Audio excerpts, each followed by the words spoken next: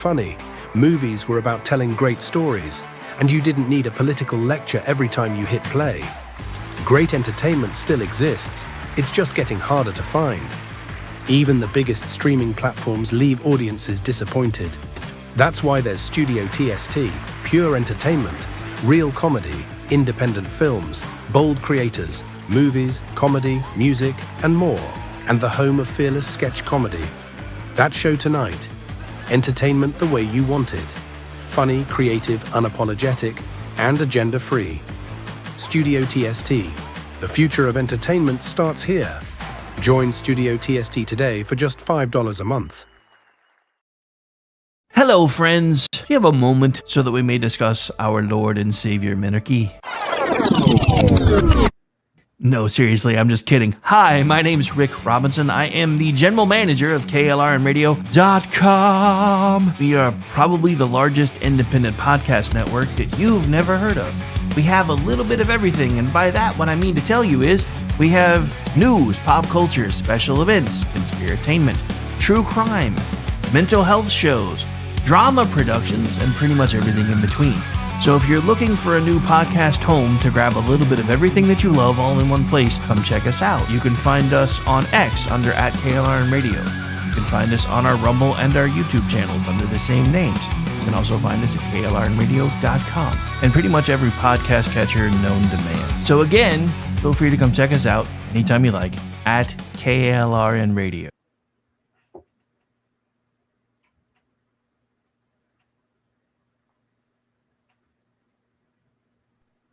The following program contains coarse language and adult themes. Listener discretion is advised.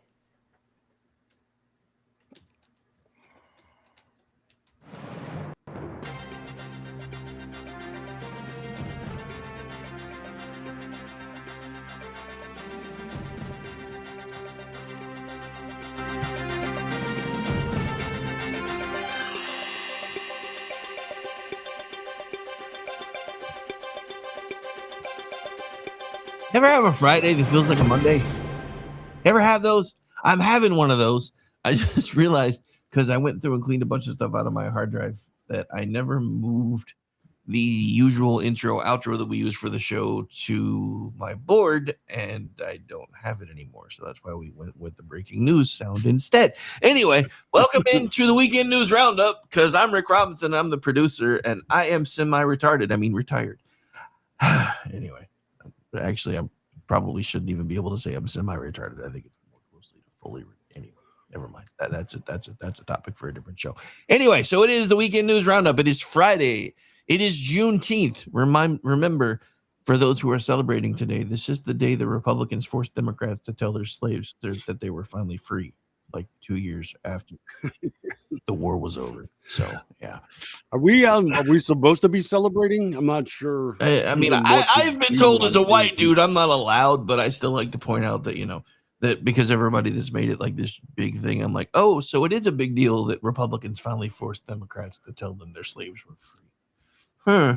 Yeah, but isn't that the way it always works? That you're not allowed to celebrate properly because you're white, but then if you don't acknowledge it properly, you're being racist. Yeah, I mean, you know, and we'll get into this in a second because there's a big brouhaha over Pride Month again in MLB. But anyway, since you started first, how are things for you today, Brad? How's things? How's tricks?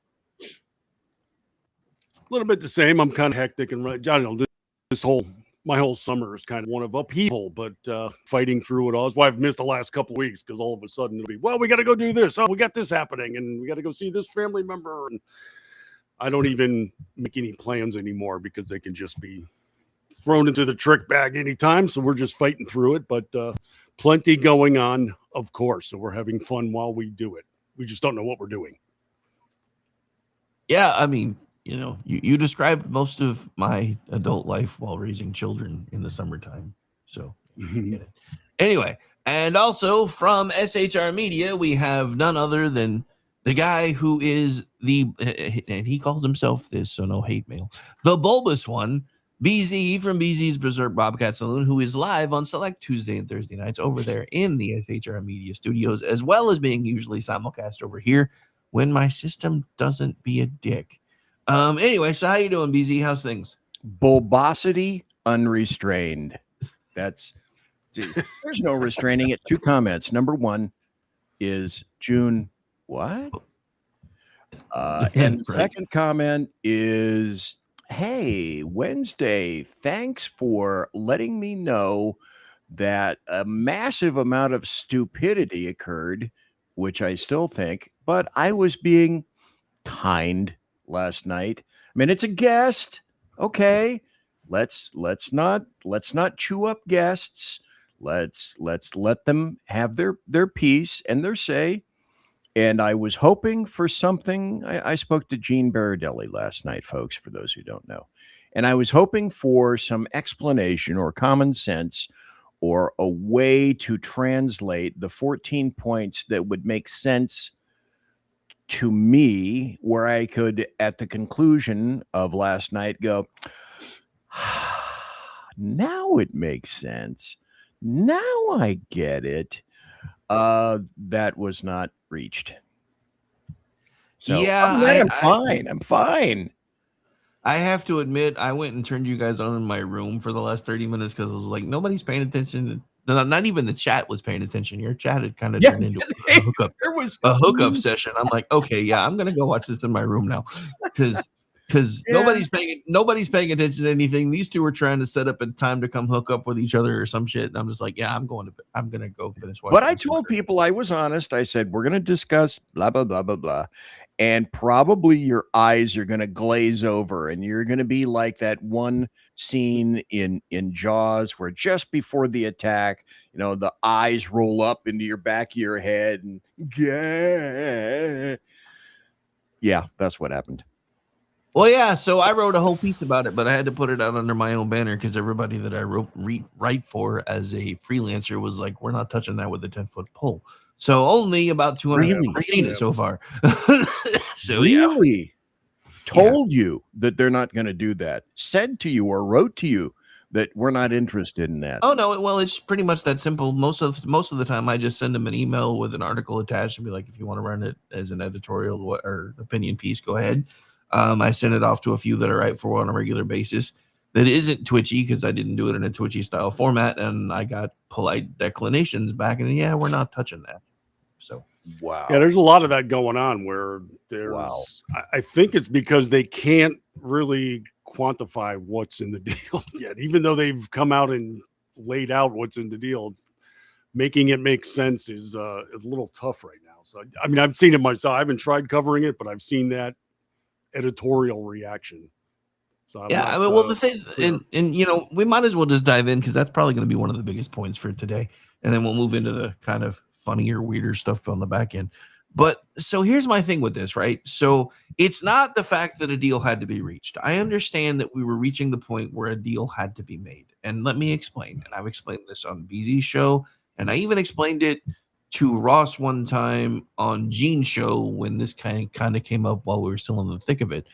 We fight not necessarily with one hand tied behind our back anymore, but with one hand on the trigger and the other on the scales of the world, because after World War II, we rebuilt everything and we tied it all together. Because after World War I, nobody thought there would be anything like it ever again. 30 some odd years later, here we were again. So we decided to become Atlas and take the entirety of the Western world onto our shoulders and rebuild it in our own image. And when we did that, we put together a lot of economic systems that all tied together and fit together nicely, and we became the world's trade currency, blah, blah, blah, blah, blah. But it also created a system to where you can't bomb anybody back to the Stone Age anymore, even though that country's technically already kind of still there, because if you do, the rest of the world economy is going to collapse. And that's what Trump started running into. So I understand a deal had to be made. My problem is don't spend 4 days before the deal comes out saying, oh, all these leaks aren't true. That's not really what's happening. And then it comes out and it's pretty much everything that was leaked. I get what Gene was saying in terms of the deal is fungible, it's changeable. These are just some early parameters. I get that point, leaving an opening for us to react in X, Y, or Z. My biggest concern is stopping with the military presence if someone thusly decides that's going to be what happens. And the microsecond that we take our forces away from the region because Iran is Iran and Muslims are Muslims, then the paradigm will change. It will shift. It will have to. And I continuously believe this is the last president or the last regime that we'll see in a certain period of time that would have the temerity to grab all these assets, move them across the Oceanus Bigus, and put them in the region available for usage. Once they go away and Trump is gone or any number of elements occur, I don't think we'll ever see this gathering again. Once that stuff is gone, it's going to take, and especially after 28 or especially after November, because who knows, it's going to take damn near an act of God to get all that stuff back again. Well, no, I mean, and then Brett, give me a second, and I'll let you chime in. My problem with this is, and I've been saying this for forever, Gene, when we first started talking about it, was like he was focusing on the midterms. He's trying to make sure that we get to keep the House and the Senate on in the midterms. And I'm just going back to all the times before this that we've always said, I don't want somebody in office who's worried about elections. I want somebody in office who's going to do the right thing and not worry about the damn consequences. And here's my problem with all of this. Like the second Iran started getting money again, Hezbollah went nuts. Now, supposedly there's another ceasefire, but Iran is already using this to say, no, we're out of this deal because Israel broke it. No, Hezbollah broke it, but Iran can't admit that because Iran basically probably told Hezbollah to break it. Hey, we've got some money coming back into our coffers. Go ahead and see, let's just find a way to get out of this thing and then see whether they're going to clamp all this stuff back down again. The other problem is that I keep running into with all these talking heads who claim to be smarter than me. They keep saying, well, it's a 60-day deal, and if they don't behave, we're just going to bomb them again. By then, we're in the middle of the midterms. You really think a president's going to be bombing somebody in the middle of the fucking midterms? Really? You think so? I don't. Why do you think he's trying to get out of it now? Iran will never stop. Iran will never stop. Muslims will never stop. You have the opportunity. Just remove the head from the snake. Well, that's basically what you got to do. I mean, I've got two primary questions about this, but the biggest challenge in all of this is that this has become a quagmire, but not a military one, but a policy one. And it's because we don't have support from Europe. They're against all this. We've got absolute recalcitrance from Democrats here. They refuse to even be on board with anything we're doing over there. And then in Iran itself, we don't know the leadership because we keep taking the leaders out. And their defense is completely fractured now because when they have the leadership get cut out, their fallback policy was to go into a mosaic defense position, which means all the fractured divisions in their government military can act independently now. So this is why you see arbitrary bombing take place on their allies, supposedly. And you see other attacks taking place when there's supposed to be ceasefires because nobody's really in control of the military entire. It is a completely fractured setup now.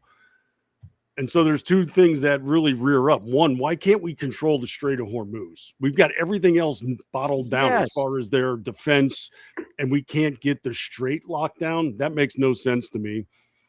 And we have them crippled economically. So why aren't we just removing leadership and getting them into a democratic position? Because the people want it. You've got the Shah's son out there in America ready to step in and take over, who will be an ally. Two things that make perfect sense can't happen. And it's probably because of so much of the quagmire and fog going on elsewhere. We don't have ally support. NATO looks like it might be falling apart. And the Democrats domestically don't want to help out in any capacity because it involves Trump by name. So I think they've entered into things with a complete confidence we'll control it all. And all the outside forces are the ones doing the unraveling. Brad, you bring up an excellent point. with whom are we negotiating?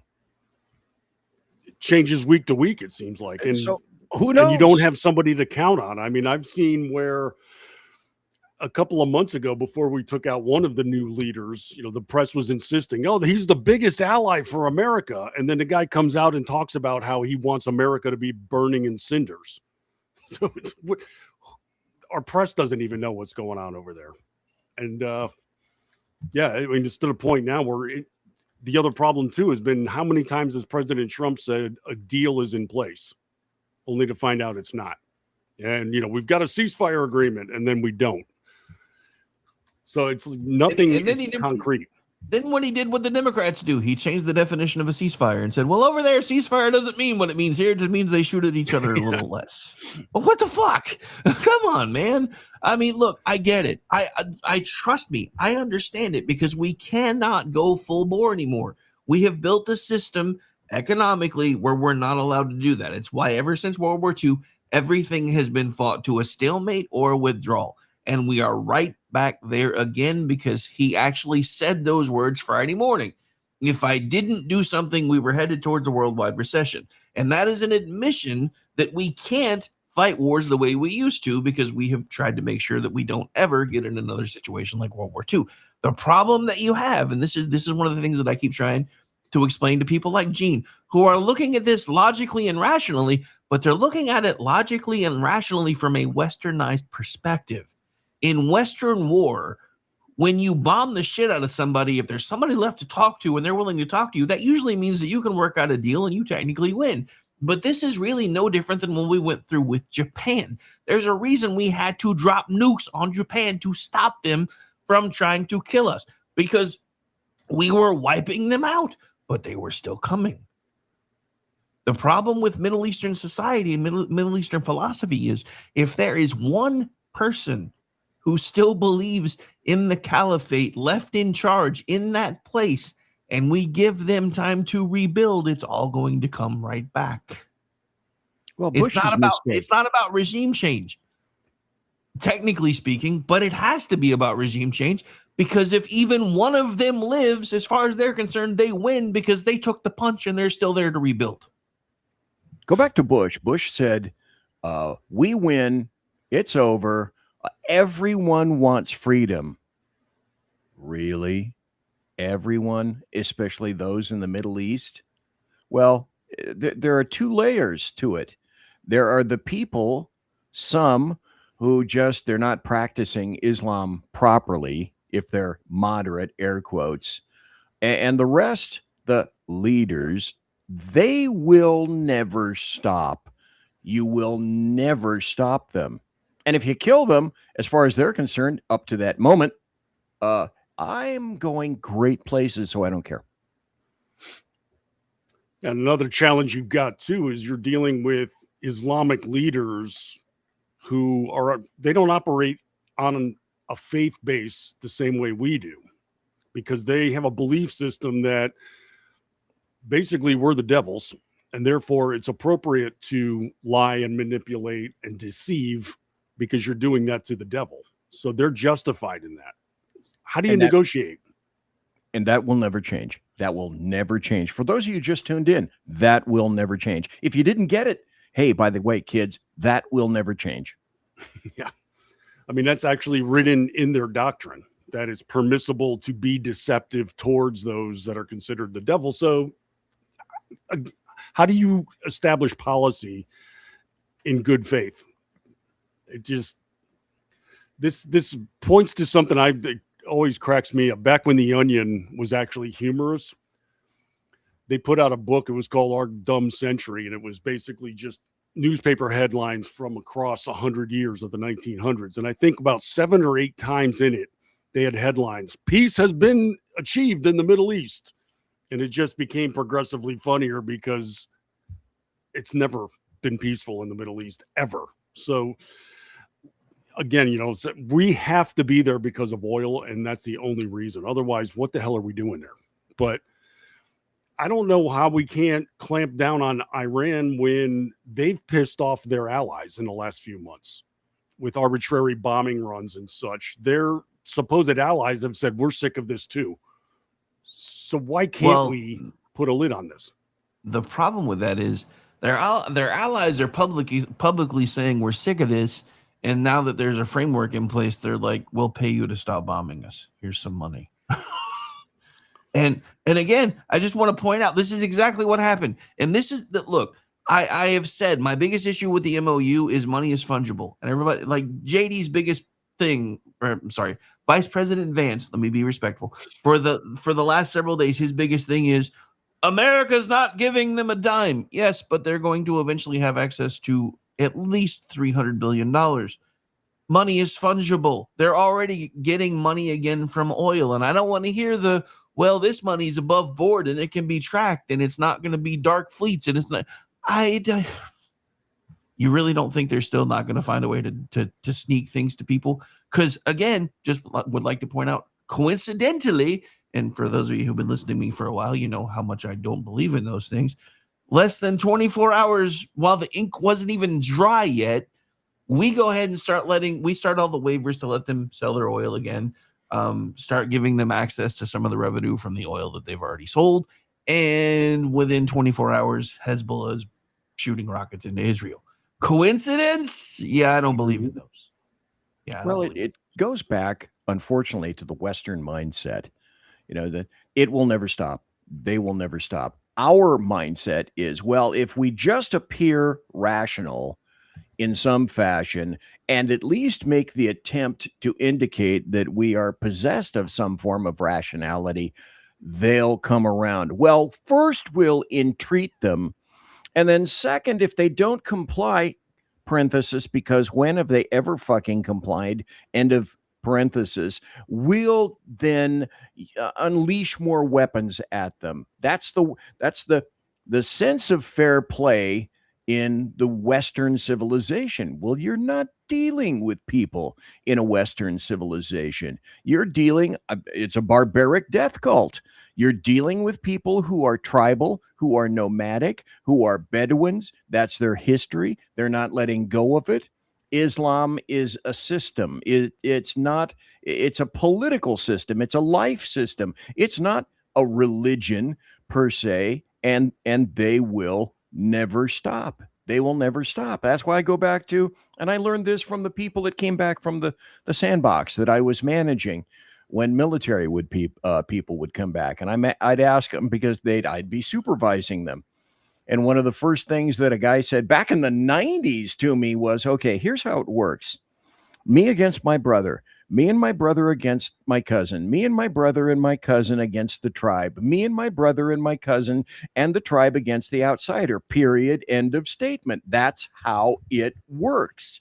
And it changes every day, every hour. It's subject to change for any reason at any time.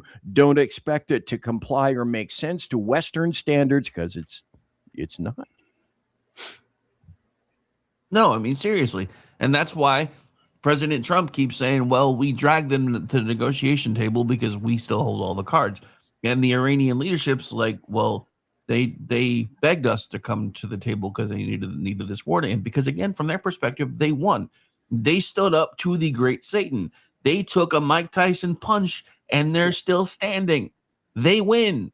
I cannot make anybody with a Western mindset understand that. I kept running into a brick wall with that with Gene the other day. And that's why I said last night, you cannot negotiate with people that want us dead. And he's like, there's lots of people that want us dead. I'm like, yeah, but these people have been proving they want us dead for 47 years. When are we going to start believing them? Jesus. We're actually even seeing a little bit of that mindset being adapted here domestically with Antifa, because what they're doing is something similar. They're justifying their actions because they're going after Nazis and fascists. Well, who's that? Whoever they declare to be Nazis and fascists. You know, it doesn't have to be rooted in anything concrete. It's all interpretational. And then when you retaliate and go back and say, well, you're breaking the law by bombing and murdering and what have you, you can't go after Antifa. It's an amorphous entity. There's no leadership. It doesn't really exist. You can't even define it, even though you just defined it to justify going after who you call Nazis. And it's it's a game that's being played. They keep moving pieces off of the chessboard in order to come back onto it and get into a checkmate position. Okay, They don't Brad, play by the rules. Brad, this is for you because I don't know. What's the movie? But I think this quantifies everything. Islam, leftists, anarchists. What movie is this from? They hate us because they ain't us. Oh, geez, I've heard that before too, but can't pin it down. Actually, It's something with James. Russo.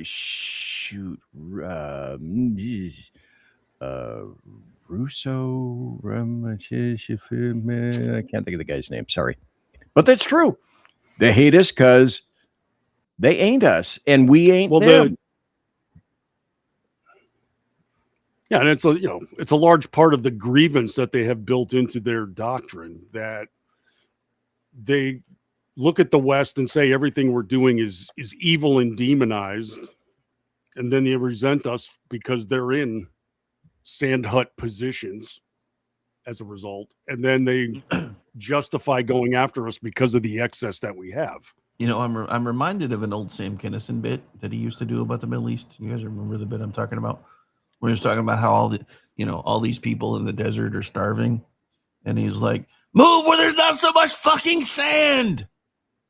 Hello.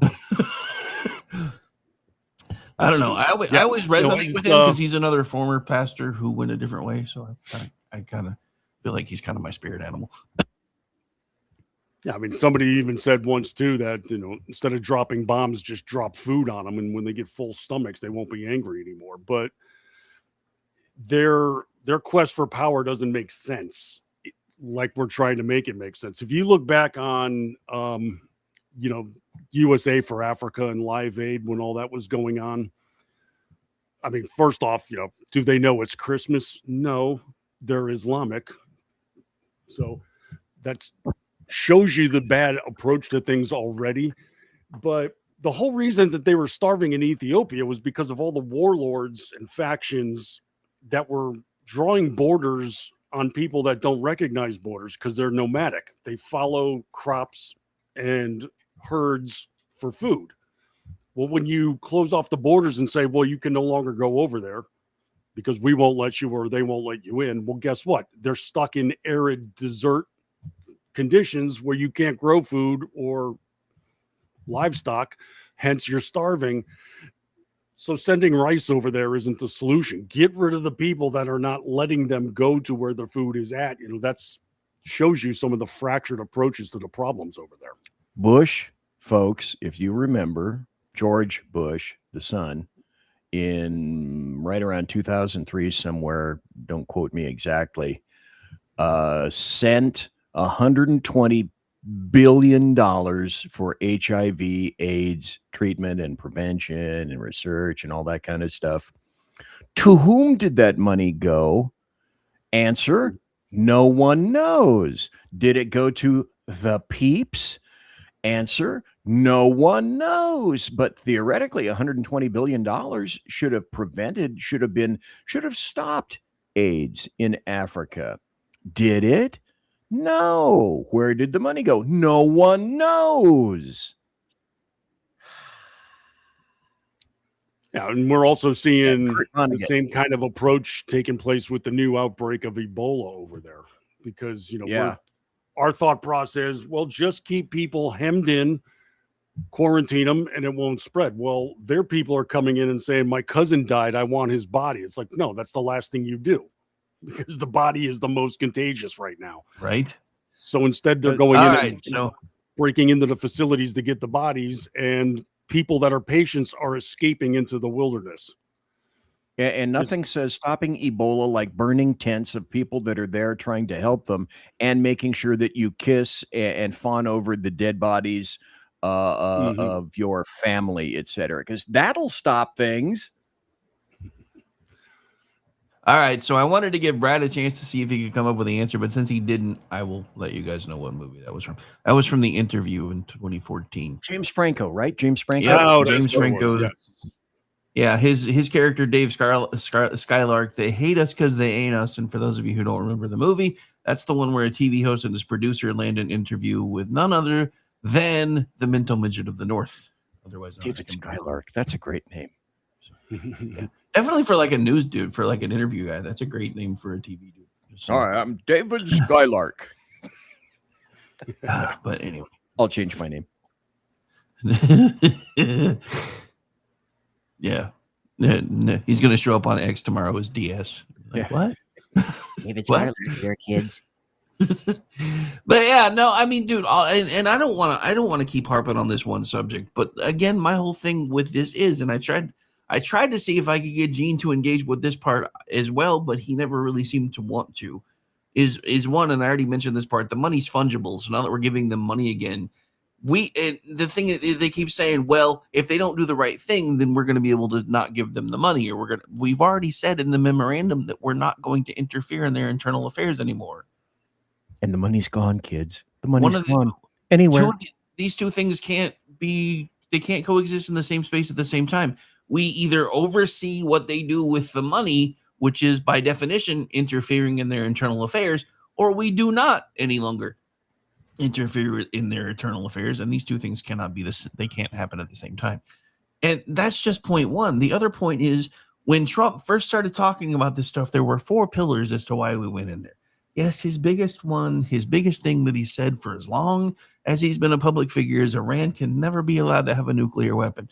But he also was, up until Wednesday, talking about how dangerous Iran was with ballistic missiles, and how one of the reasons they were going in was because they wanted to make sure that they no longer had access to ballistic missiles, that we destroyed their capability to build ballistic missiles, and that we made sure they didn't have them anymore.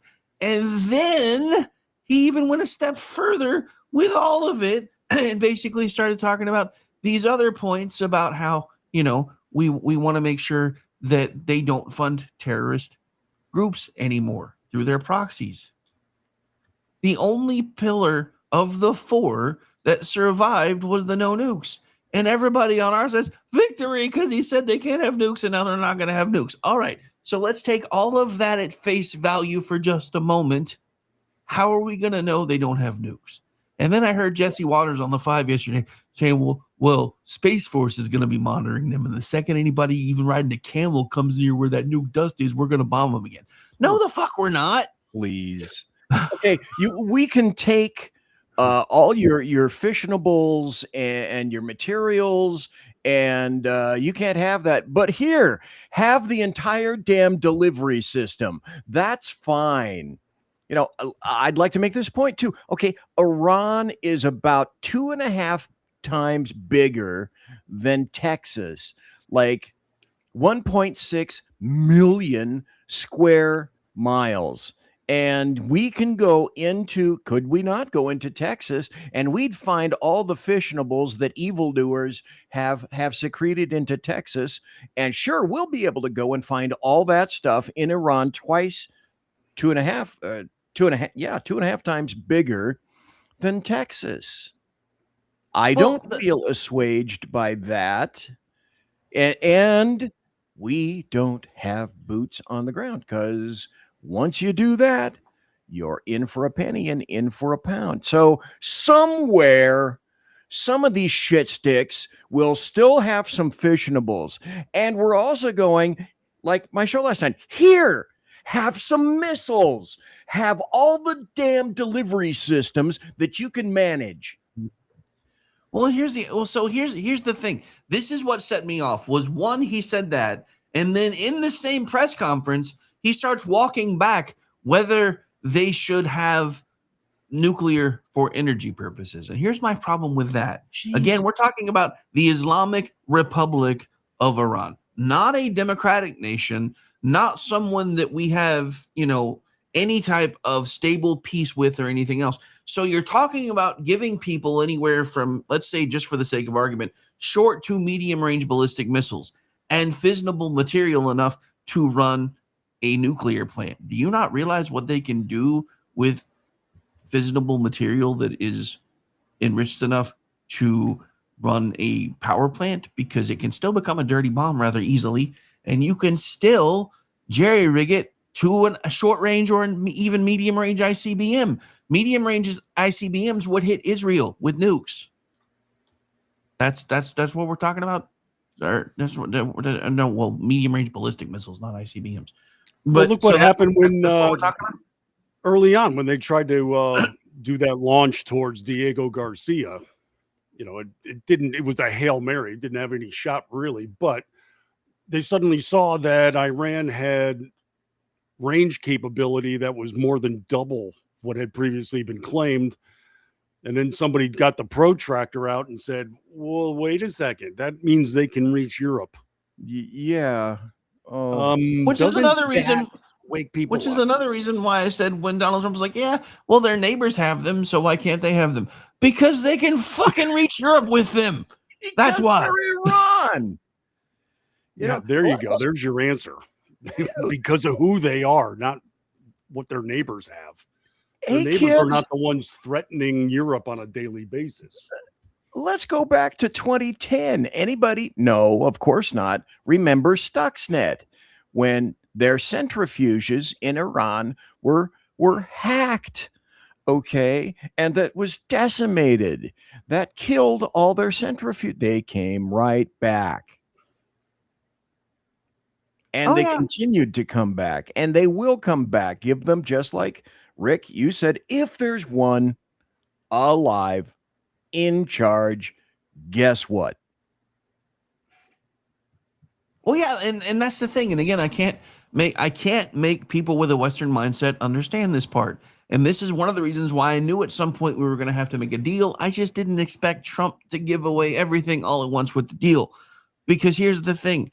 We are trying to keep the world from collapsing. Their religion requires not only the world to collapse, but it to be bathed in blood for their version of the Messiah to come back. That's the whole point of the caliphate. So you cannot be fighting with one hand on the scales and one hand on the trigger against a group that wants you dead and has been chanting such wonderful phrases in Arabic and every other Islamic language since the 1950s. First the Saturday people, then the Sunday people, the little Satan and the great Satan, America must die. Yeah, these are things they've been chanting for years. Remember when they were dancing in the streets when the planes hit the buildings in 9/11? And I don't care whether you think it was an inside job or not. They were still dancing in the streets when the planes hit the buildings at 9/11. These are the people we're fighting against. Last time I checked, nobody declared the war on terror over.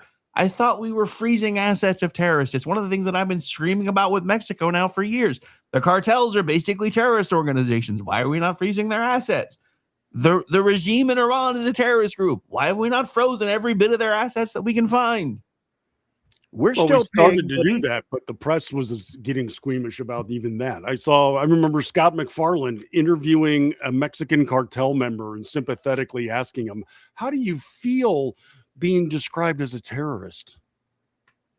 Why do you care what he feels like when he's a murderous fentanyl distributor?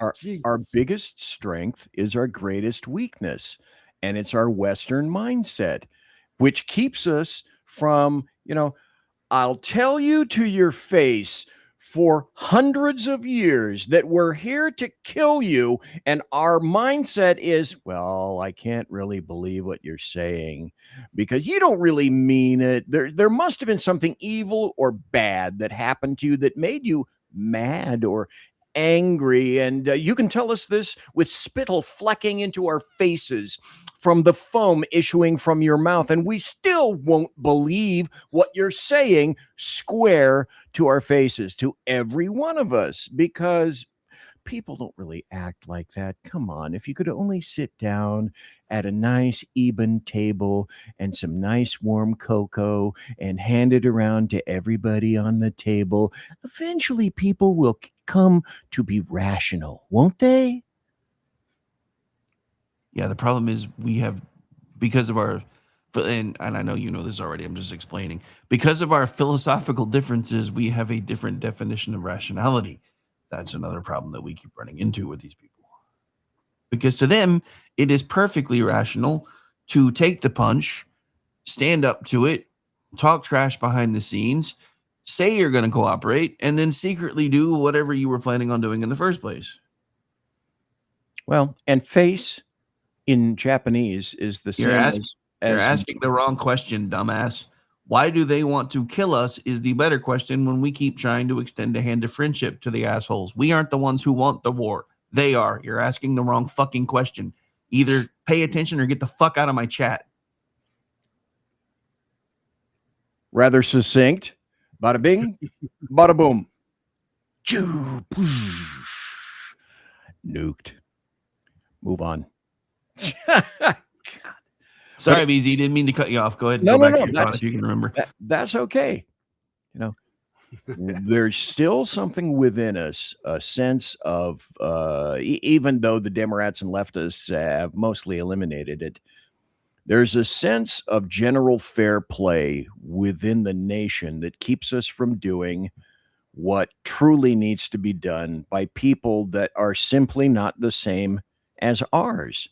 You know, and when you import the turd world, you become the turd world. There are persons and there are societies and there are cultures that, and let me say this quite upfront, that are not the same as ours, that are not as good as ours, that are not as intelligent as ours.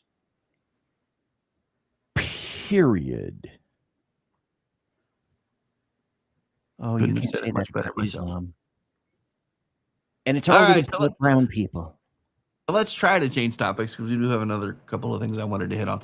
So if you guys, and so I'm sure you guys have seen the stuff going on with the algae at the reflecting pool. Have you guys heard what really happened though that almost nobody's talking about?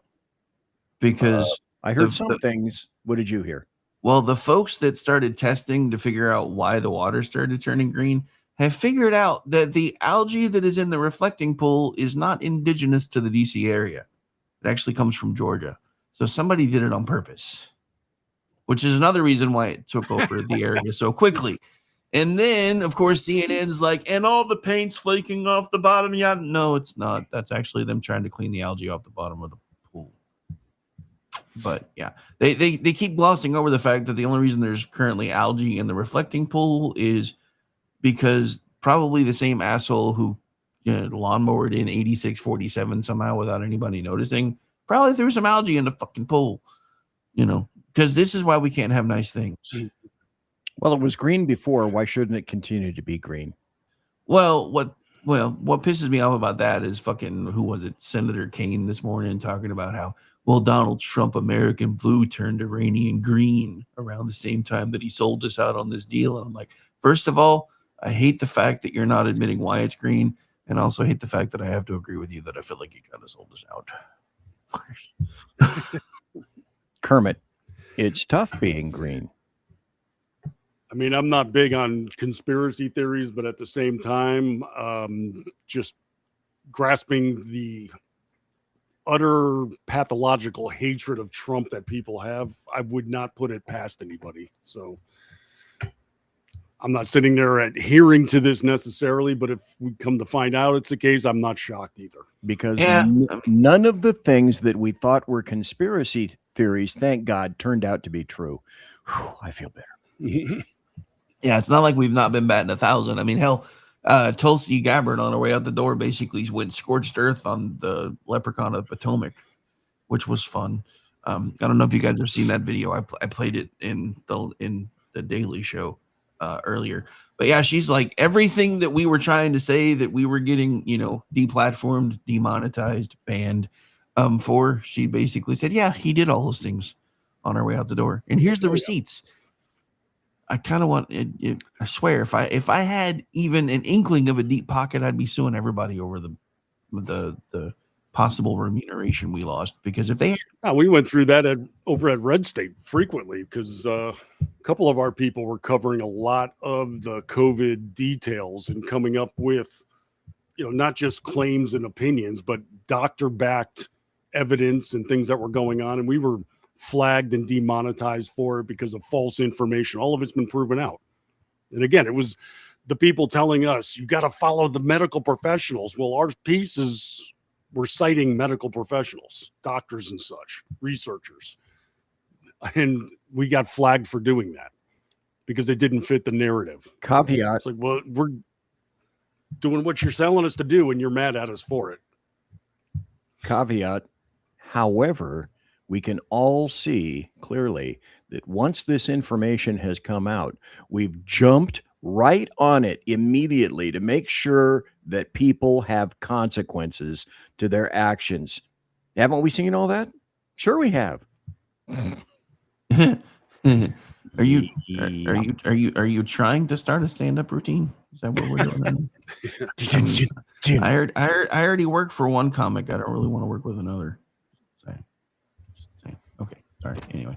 All right. So the other thing that I feel like we kind of need, well, a couple of things we need to talk about. I love the fact that now that we have people from Europe actually in America, because, for the last 20 years, apparently they've been afraid to come here. They're finding out how awesome we are to the point where they're like, holy crap, they really do have air conditioning everywhere and ice in all their drinks. Yeah, that was an amazing moment. I kind of feel sorry for Freddie, though, because I think he has to go to Canada next. Yeah, he's going to Toronto, from what I heard. Yeah, he might get mated while he's up there. You better be careful.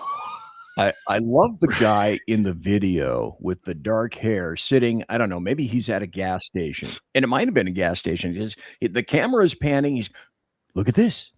Look at that. Look at this. Hey, and somebody's recording him. I can get refills here. And the guy says, stop with the refills. Okay, that's way too. No, I can get another refill. Then he says, it's so cold. Yeah. My favorite thing is when they find a restroom and they realize they don't have to pay to use it. Because that is not the case in Europe, by the way. Saw one French guy that was at Buc-ee's, and he said, I came in here prepared to hate this place. The bathroom is nicer than my apartment. Dude, that's no lie. I have only been to Buc-ee's twice, but I swear to God, I do not live in a small home by any comparison. I have like a 2,100 square foot ranch style home. And I swear to God, their bathroom was almost as big as my house. I'm like, what? Just the most interesting is seeing the people say that, they were lied to because, what we were told about America and what they're seeing firsthand, they're the way they sell our country over there, like gunplay is taking place everywhere. Well, yeah, these people still think we're riding around on horses with 6 guns on our hips and tumbleweeds everywhere. And they will tell you that when you're over there. It's always the people in Europe, and they're saying, well, maybe stop shooting schools up. Okay, yeah, because that's a daily occurrence there. They make it sound like it is. Almost every refrain I've heard from a lot of those videos is, and they're so friendly. Oh yeah. Well, I've spoken to a bunch of people in Europe over the years, and they would say that they can always tell when Americans are traveling over in Europe because they just walk up and start talking to you, and that's like freakish to Europeans. The fact that you could walk up to a stranger and have a conversation out of nothing, that's like a foreign concept, literally, to the foreigners. And I saw one couple, I wanted maybe Sweden or something. They were in Texas, and they walked in might have been a honky tonk, I don't know, but they said they walked in and were frightened. They just saw cowboy hats and everybody there, and they were petrified. Within 5 or 10 minutes, they had like half a dozen best friends. People were buying them drinks, giving them challenge coins and everything else. And they were just shooting a video in their car. They couldn't even blink. They were so shocked at just how pleasant everything was in Texas, no less. And probably line dancing and drinking. Here, have more, Vladimir. Yeah, the one thing where I guess what was it? I guess it was Scottish Sean. The one thing that I feel like he kind of stepped in it on was when he started bragging about Tennessee barbecue, and everybody's like, "That's the wrong one." That's the wrong one. But yeah, the whole thing with the Scots in Boston has been amazing, and I know Brad Nagy talked about this a little bit the other night because I brought it up. But they were the Scottish people drank Boston out of beer, to the point where the beer manufacturers ran out of beer. not the not Boston the bar. Beer Company. The beer company had no more beer. They were Son of a. Now but again, they drink their beer warm. They were probably enjoying the fact that it was cold for one. Because Oh, yeah. over there, their beer is warm. So they were like, wait, it's cold. Cold? What a concept. And as a former What a draft beer company. technician, I can tell you what's involved to keep it cold is pretty complex. So I can only Merca. imagine. Merca, Yakov baby. Smirnoff. America. What But a country. But yeah, no, seriously, that is exactly what this just felt like. It kind of feels like the whole thing where, when Yakov started getting famous and everybody started hearing his routines, because we're seeing the same things from them. They're coming over here and seeing grocery stores the size of airplane hangars that have like every cut of meat imaginable for them available at like 7 a.m. on a Wednesday. I'm like, what the hell is what is up with this country? And they've got free refills on everything, and they've got and they realize that we don't need mass transit because we have roads that can actually support our cars and we actually drive them. Well, I had to 'Cause laugh the over other there- day because somebody in Europe put up a picture. They were in some grocery store and they said, "Oh, Americans think cheese is something that comes out of a can. They have no idea." And somebody posted a photo from the same store, and they said, if you walked around that display case and they showed it, it was like a 30-foot long trough of all the different cheeses that are available there from all over the world. It's like, yeah, you're not fooling anybody. We shop there. I think my favorite thing has been, other than the actual reactions from the folks that are visiting, has been like the TSA account getting in on it and talking about, if you're going to bring back ranch, because we know you don't have any and you love it now, please make sure you check it. And then they put out one today that was like, we never thought that diplomacy could be achieved through dressing.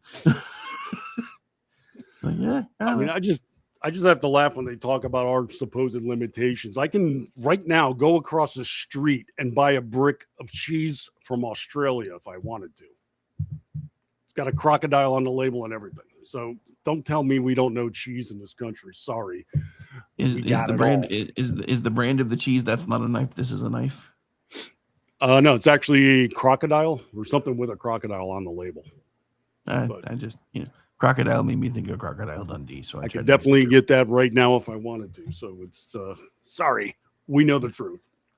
Sorry, but yeah, that's the thing. Now a lot of people are starting to know the truth, and the funny thing is, all the folks that are all over social media talking about how great America is, all the people that are still back across the pond are like, "You've been brainwashed, you stupid Scottish bastard." Empirical wisdom doesn't count apparently. But what's amazing to see is that we got people from other countries coming here falling in love with the country, but on the news we see people in this country bitching about it to the point that they're rooting for other teams at the World Cup supposedly. Not only I- bitching about it, but fundamentally trying to change it. It used to be one thing when you talk about socialism as like a political construct or an idea that hadn't really taken hold anywhere. But now we have pockets of it trying to crop up all over the place.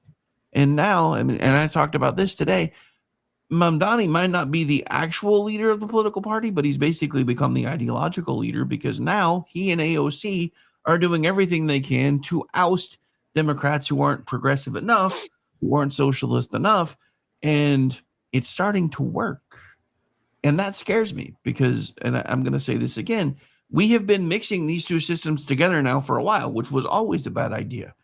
Because the problem is those two fundamental systems cannot exist in the same space at the same time for very long without one canceling out the other. And unfortunately, it seems like we're going to try to make a run into full-on socialism before we can stop it.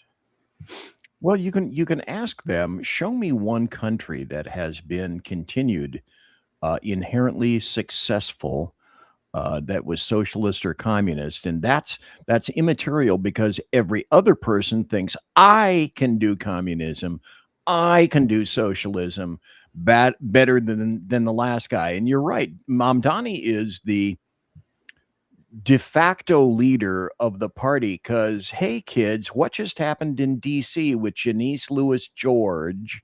And she's probably going to KATN in November. That's my guess, probably. And it is circular. We went through, the British have always had a massive element of socialists within And we had to fight that crap in the 40s and the 50s. God, the guy that was in charge of New Mexico during the Manhattan Project, can't think of his name, but I can see his face. He was a communist. So were a lot of the engineers that were working there, particularly the ones that came across the pond from Germany. So this rears its ugly head again and again and again, but it keeps getting fought down because people inherently, at least on the Western side, kind of sort of prefer freedom. So until we put up walls to this crap, it's going to continue. And they are just like Muslims because at this point, they ain't going to stop. Oh no, because they think they're right, and they are willing to do whatever it takes at any cost. This is again something that we don't seem to understand in this country anymore. People that feel like they have ideological superiority are never going to stop until they've either proven their point or until they no longer exist. And that's what worries me about what's coming, because not only do we have the Muslims now who have already said out loud, I mean, even Omar has basically said, my people didn't come here to assimilate, they came here to colonize. What happened the last time we had folks that were trying to colonize a place? Didn't go very well because the chiefs of the tribes didn't like the fact that Christianity was becoming dominant in their Indian tribes, because love thy neighbor doesn't go very well with pillage thy neighbors and rape thy women whenever you want. So they tried, they basically. Well, you got to look too, though, at the convenience of this socialism uprising is that it's taking place in New York and DC, which are two cities that don't produce stuff. They're pure consumer areas, where the rest of this country is rooted in American exceptionalism. And they're sitting there demonizing Elon Musk right now for becoming a trillionaire, because he's done the things that they demanded of us. He's come up with the only functional electric vehicle on the planet, and they hate him for it. Joe Biden spent, $65 billion to try to wire this country, and hasn't installed any high-speed internet as promised. And yet Elon Musk has Skylink that can be delivered to anybody at a fraction of the cost. Well, and let's not forget the billions of dollars for charging stations, and they did 7. Scott in the chat actually asked a very good question. To me, socialism is unconstitutional, so it can never be implemented. What do you guys think? In theory, you're right. In practice, they're already starting. So, well, I call it Thug's Law. And I learned Thug's Law as a cop, and that's this.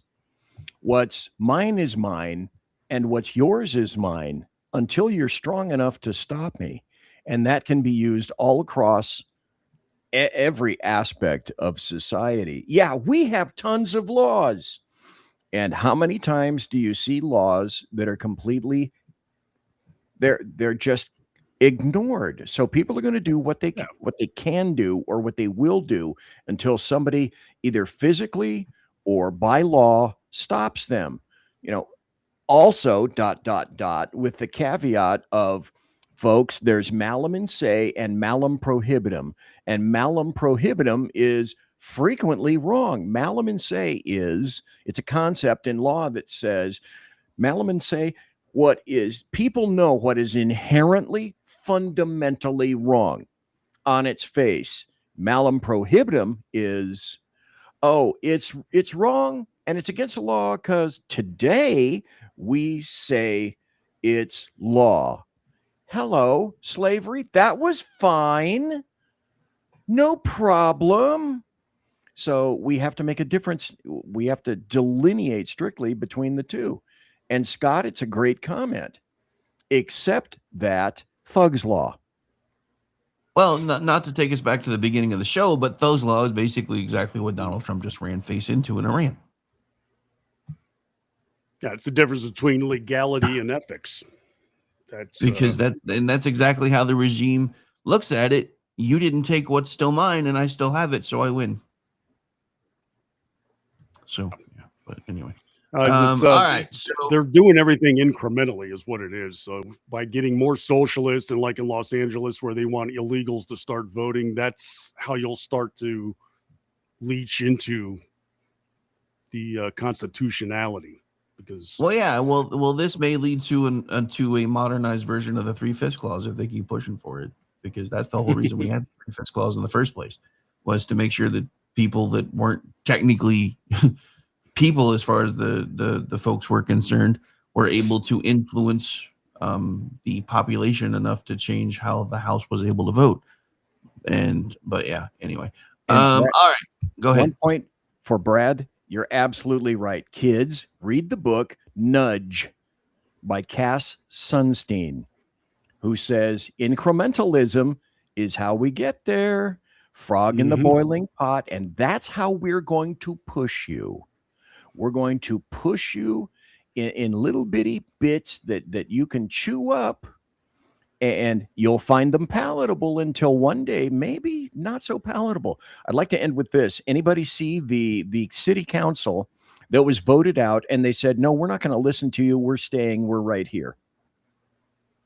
No, which city council was that? I'm trying to think. It was in California. They were off the charts. And then the people got together, voted them all out. There were 6 or 7 of them. And they all sat, came back, held a session, held a meeting, and said, we're not listening to you. We're just going to do what we're government. We're going to do whatever we want when we want. And you guys can go to hell. damn. So in other words, they're the ones who decided not to leave after an election. I bet you they're all Democrats too. How much you want to bet? How much you want to bet? I'll try to find the story. I'll ship it to you guys later. All right. So, all right. So we'll start going around we're actually a little bit over at this point, and I don't know how much longer my voice is going to last, and I still have to try to rest it a bit because I still have one more show to do today.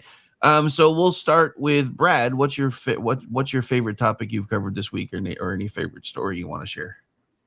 I haven't covered yet, probably tomorrow, but it's the revelation that came out of Britain about all the rape gangs and the deep research they've done into it and how much that has taken place. I mean, the numbers they've come up with are staggering. We're talking tens of thousands, if not hundreds of thousands of female victims.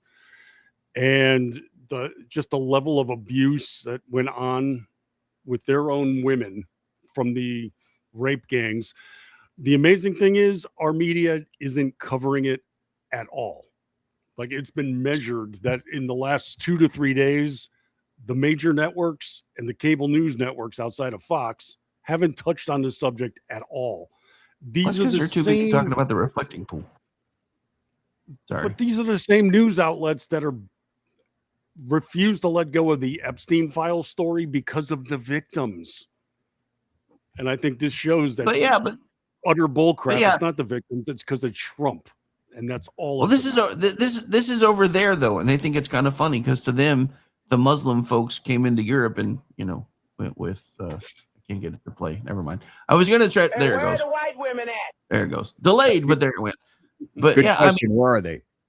But yeah, that's what all the Muslim men came and started screaming, "Where's the white women at?" But no, I mean seriously, the thing that I found the most interesting about this story when it first started breaking is the first hill that Piers Morgan tried to die on was that 250,000 numbers really inflated. And I'm kind of like, I don't know if that would be where I would be trying to make my point, because it doesn't really matter if it was 5. Yeah, immaterial. Mm-hmm. But anyway.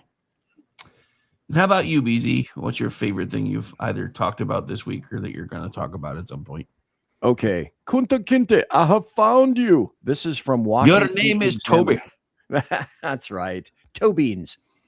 Washington Examiner. California council members refused to leave office, sparking legal battle with residents.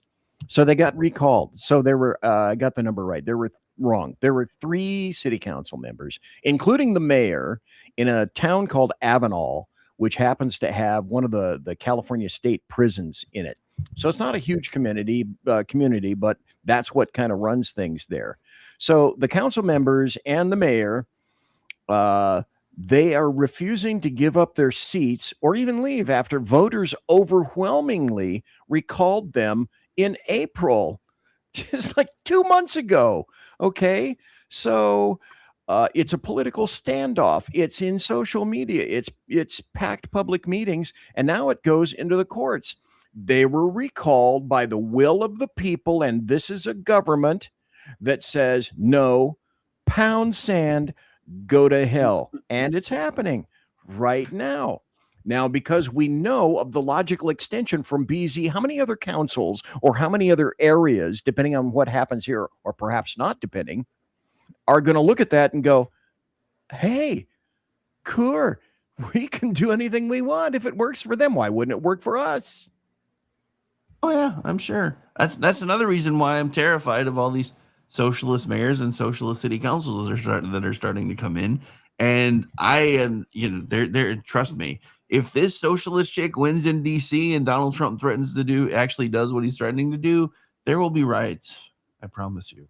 Well, Because Dearborn, we're not going Hamtramck. to lose it. We're not going to lose our businesses. I will take DC back over before that happens. And I understand exactly what he's saying. And the thing about it is, in this instance, since DC is technically an enclave, he can at least assume control for a while. I don't know if he can do so permanently anymore, but yeah. It's both a Chinese proverb and a Chinese curse. May we live in interesting times, and we definitely are. And Well, I don't know how I feel about that. Gene is right on one level. November. House, Senate. Okay. What? Because like Muslims, what these fuckers are telling us to our face, they've already said, yeah, we're going to do that. And we don't care who gets destroyed. Like Sun Tzu, we don't care. We'll just rule over the ashes. That's pretty much what they're telling us. They're telling us the quiet parts out loud, but just like we do with the folks in the Middle East and the other folks that are threatening to kill us, oh, they don't really mean it. They're just mad at us about this, and it'll all be okay. But we have a huge problem in this country, and we have had for a long time. For the longest time, the Republicans have been treating the Democratic Party like they're the big brother in the system, and we as Republicans have been doing everything we can to chase their approval, and that has led to all kinds of issues, including one of the biggest hullabaloos of my lifetime so far, and I wasn't very old yet, was when Reagan said, yeah, we'll wipe the slate clean and start over. And that was the beginning of the divide that we're now seeing, that was kind of small in the beginning, that's now bigger than the Grand Canyon, because Republicans have been completely schizophrenic about it, because they're pissed because those that have been around long enough remember what it felt like to be screwed over, but at the same time they still want Big Brother's approval. It's the weirdest thing ever. I don't know where we go with it from here, because we have too many squishes at the top of the system who don't want to fix things, because if they fixed it, we wouldn't need them anymore. So it's becoming a real problem. Well, and the Republicans have historically wanted to be loved. Dudes and dudettes, you will never be loved, ever. So that's your foundation. Start at you will never be loved, because you won't, and then go from there and ignore the love. Just do what needs to be done for the people. Well, the problem is they actually started out being loved, because when the party was formed and they got rid of slavery, everybody thought of them as heroes. And then, about 100 years or so later, the Democrats figured out how to steal their thunder by letting their president sign the deal that their own party didn't want to vote for. And the Republicans pushed across the finish line, which again brings us back to, I guess, Juneteenth for everybody who celebrates today. Make sure you're reminding everyone that this is the day, and it used to be a big deal in Texas. I honestly didn't know anything about it until I think it was Biden that made it a thing. I'd never even heard of it before, but it was a big deal in Texas, because that was about the time that the Texas slaves and the folks that were still slaves in Texas figured out they were actually free. And this was 2 years after the end of the Civil War, by the way. So, yeah. So, yeah, it's the day that Republicans finally forced the remainder of the Democrats who hadn't done so yet to say, hey, you should probably tell these people that they're free now, you assholes. Anyway, so as far as my contribution to favorite child of the week, I did write something this week. It took me a minute to put it together, because it was very painful to write, because I'm pissing everybody off on both sides. It was very good. But nobody wanted it, so it's on my X feed as an article, so you can go find it there at Radivik73, because none of the folks I contribute to wanted to touch it. I didn't even ask Sam, because I was like, I know Twitchy won't want it. But I write for a couple others that I do editorials from for time to time, and I'm like, maybe they'll want it. They're like, yeah, no. But then again, I hadn't submitted anything to them in a while either, so I don't even know if the same person's still in charge. Anyway, that's going to do it for this one, folks. We're going to get out of here because I have to be back on at 8:30 Eastern, and I still haven't eaten lunch yet. Yeah, and I'm getting hangry. But now it's almost dinner time, so I'll probably just leave. So, Brad, where can folks find you, sir? Various places. You can catch me over at Town Hall every day with my media column there called Riff from the Headlines on the front page of Red State, and right here at this network where I got a couple of shows. Thursday night, Tuesday night, we cover a variety of things, entertainment, sports, you name it, we cover it. Not necessarily politics. It's like a breather or a break. But the Tuesday night at 8:30 with Aggie Rican, and usually at 8:30 on Thursday nights, we do entertainment stuff. Nice. And BZ, where can folks find you? By the way, Brad, nice job on the radio thing. Thumbs up. I'm BZ on BZ's Berserk Bobcat Saloon radio show, live every Tuesday and Thursday night on the SHR Media Network at 8 o'clock. I'm a late night show. I'm your conservative Sherpa at 8 p.m. Pacific, 10 p.m. Centrale, and that's Central in Italian, and 11 p.m. Eastern. I am your conservative Sherpa. Thanks for having me on, sir. Not a problem. All right, folks, as far as for me, for now, you can find me at RowdyRick73. You can on X and also on Facebook. You can find the network at KLRN Radio on Facebook and X right now. The Rumble channel will be back eventually, or the YouTube channel will be back eventually, maybe. I don't know. And then you can also follow along with my personal YouTube at the same thing at Rowdy Rick. So I think it's Rowdy Rick Robinson. And then we're on Rumble as America's Podcast Network. However, if Trump keeps making me almost stroke out, I might be shoving the entire political thing and just start doing a comic book podcast. So No, come on. Yeah, Wednesday, dude. I was like, I can't do this anymore. And then I was talking to Gene. I'm like, are you guys on tonight? And I'm like, what are you guys going to be talking about? And then and we started talking about the thing. And he's like, what do you want? Regime change? Why can't you tell me what your plan is? Like, I'm not the fucking president. I didn't run to be president. I'm going off of what he said when he started bombing the place, and he changed all of one piece. I'm not the one who has to have the plan. I didn't run for office, fucker. And I don't get the PDB either. Whoa. Might have gotten in trouble. Okay, I think we're back now. I think. Yeah, we are. Anyway, what were you saying? Because I lost you. I was saying, yeah, well, you're not the recipient of the PDB either, the President's Daily Brief. Right? Anyway. Good God. All right. True. We are going to get out of here. And I'll be back tonight for He Said, She Said, 8:30 p.m. Eastern. I am off tomorrow. However, I might actually try to do some writing for a couple of the other outlets, try to put something out that they'll actually publish. And then Sunday's Father's Day. I was going to do Kingdom and Country on Sunday night, and then I was originally going to move it to Wednesday night before I nearly had a stroke. I think I'm just going to take Sunday off because I have kids coming out now that weren't planning on coming out before. So anyway, so we're going to get out of here. You guys enjoy the rest of your weekend. Hopefully we've at least prepped you for it a little bit. But in today's news cycle, it changes every 30 seconds now anyway, so it doesn't really matter. Have a great night, everybody. Happy Father's Day. To those who celebrate, happy Father's Day.